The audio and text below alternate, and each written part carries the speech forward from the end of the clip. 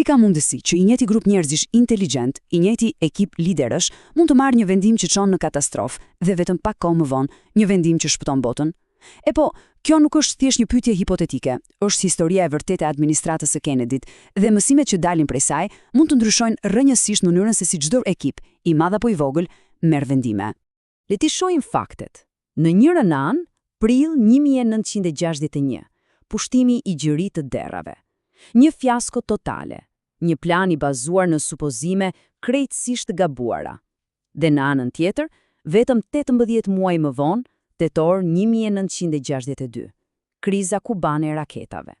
I njëjti president, me pothuajse të njëjtët këshilltar, përball një situate që e solli botën literalisht në prag të luftës bërthamore. Por këtë herë, rezultati ishte një sukses i jashtëzakonshëm. Pra, çfarë drejtë ndryshoi? Kjo pra është pyetja kryesore. Çfarë ishte ndryshe? Përgjigjja, çuditërisht, nuk gjendet te gjeopolitika apo strategjitë ushtarake, por te diçka që shpesh e anashkalojmë, mënyra se si u morën vendimet. Pra, le të hyjmë më thellë. Okej, pra, për të kuptuar pse gjërat shkuan mirë, duhet të shohim fillimisht pse shkuan kaq keq. Edhe këtu kemi një fajtor kryesor, një fenomen psikologjik shumë i rrezikshëm i quajtur mendimi grupor. E dini atë ndjesin në një mbledhje kur askush nuk guxon të kundërshtojë një ide, edhe pse shumë mendojnë se është e gabuar? E po, pikërisht ky është mendimi grupor në veprim. Ndodh kur dëshira për të qenë të gjithë dakord dhe për të ruajtur harmoninë bëhet më e rëndësishme se marrja e vendimit të duhur. Zërat kritik heshtin dhe të gjithë cenzurojnë vetveten. Dhe pikërisht kjo ndodhi te gjiri i derave. Në dhomë, ekspertët e CIA ishin atë që bënin ligjin, zëri i tyre dominonte gjithçka. Askush nuk propozoi alternativa serioze, madje edhe njerëz si Arthur Schlesinger, që kishin dyshime serioze, thjesht heshtën. Pse? Sepse nuk donin të dukeshin si ata që prishin harmoninë. Ishte një recetë e sigurt për katastrofë. Mirë, e pam dështimin. Tani, le të kthejmë faqen dhe të shohim suksesin. Dhe mbani mend, Chelsea nuk është çfarë u vendos gjatë krizës kubane të raketave, por si u arrit tek ai vendim. Imagjinoni pak skenën dhe presionin. 16 tetor 1962, presidenti Kennedy sheh për herë të parë fotot raketa bërthamore sovjetike mu në pragun e shtëpisë, në Kubë. Të nesërmen, lajmi bëhet edhe më i tmerrshëm. 80 milion jetë njerëzish ishin në rrezik të menjëhershëm.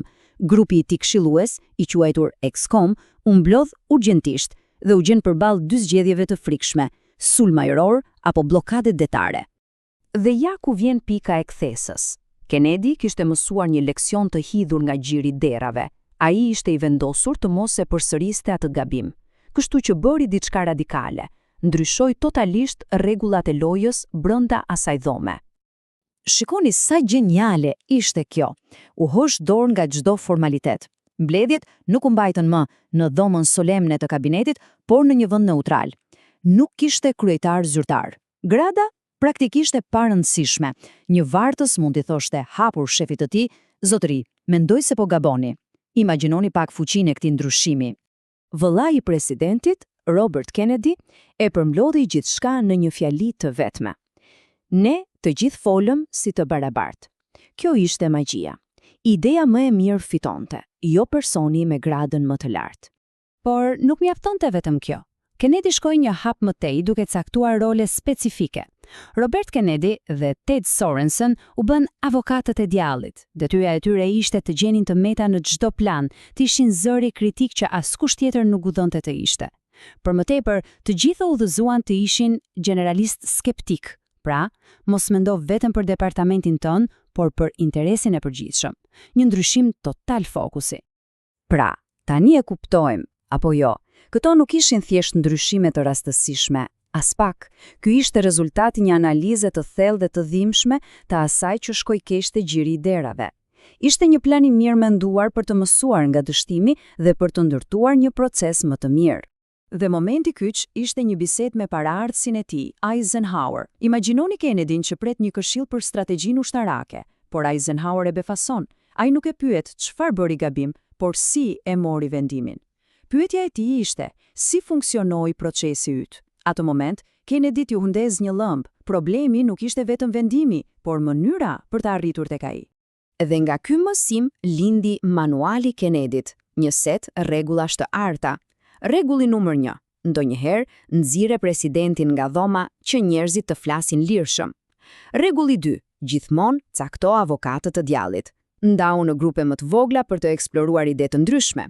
Fto ekspert nga jashtë që të sjellin një perspektivë të freskët. Dhe e fundit, kërkoju të gjithëve të heqin kapelan e departamentit të tyre dhe të mendojnë për të mirën e përgjithshme. Këto rregulla u zbatuan pik për pik gjatë krizës së raketave. E mira e kësaj historie është se mësimet e saj vlen për çdo. Nuk ka rëndësi nëse je në shtëpinë e bardhë apo drejton një ekip të vogël. Ideja kryesore është kjo. Përpara se të hidhesh te vendimi final, ndalo dhe mendo, si do ta marrim këtë vendim? Dhe kjo mund të përmbledhet bukur në një model me 4 pika kyçe. Pika e parë, përbërja. Pra, kush është në dhomë? A janë thjesht njerëzit që gjithmonë bien dakord? Apo ka edhe zëra kritik? A ka ekspertizë të ndryshme? Zgjedhja e njerëzve të duhur është themeli i gjithçkaje. Pastaj vjen konteksti, pra atmosfera. A është një mjedis ku njerëzit kanë frikë të flasin, apo një mjedis ku ndihen të sigurt të thonë, nuk jam dakord. Kujtoni shembullin e Kennedit. Ndryshimi i dhomës bëri një ndryshim të jashtëzakonshëm. Mjedisi ka shumë rëndësi. Pika e tretë, komunikimi. Këtu bëhemi pak më teknik.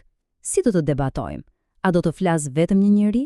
Apo do të përdorim metoda specifike si ndarja në grupe, apo caktimi dikujt qëllimisht për të sfiduar idet?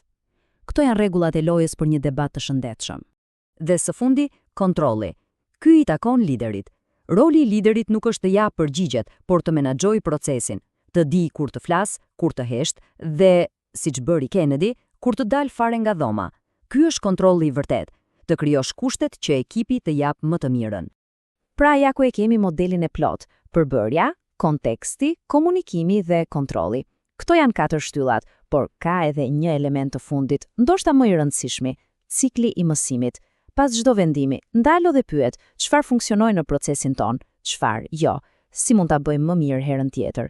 Ky reflektim është motori i përmirësimit të vazhdueshëm.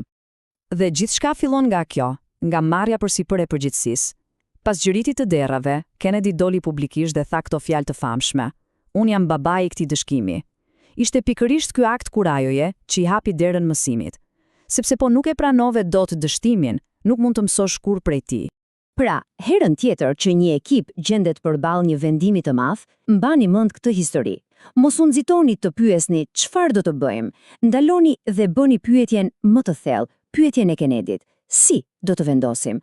Përgjigjja e kësaj pyetjeje mund të bëjë diferencën mes katastrofës dhe mjeshtërisë.